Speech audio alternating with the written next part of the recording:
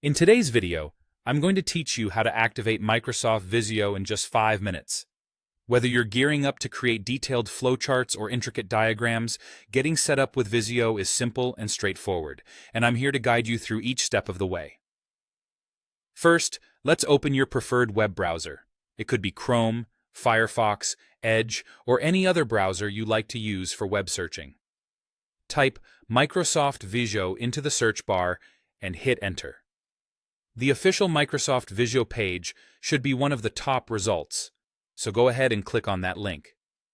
Once you're on the Microsoft Visio homepage, you'll see various options and features laid out in front of you. But for our purpose today, you'll want to look for the section that says See Plans and Pricing.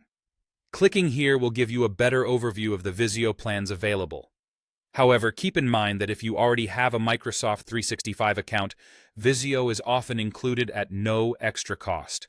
So, if that's the case for you, you can simply move on to the sign-in process. Now, let's move on to signing in. On the top right corner, you'll find the Sign In button. Click on it, and if you have an existing Microsoft 365 account, you might find that you're signed in automatically. If not, don't worry. You'll just need to enter your email address, password, and any additional information prompted by Microsoft. This will ensure that you're recognized by the system and have full access to Visio's offerings. Once you're through the login process, you'll likely be directed to the Microsoft 365 homepage. From here, look for the section labeled Apps. Clicking on this will show you a range of applications available as part of the Microsoft 365 service. Next, it's time to locate Visio within these apps. You might need to scroll a bit to find it, but it'll be there. Once you see it, simply click on Microsoft Visio, and voila!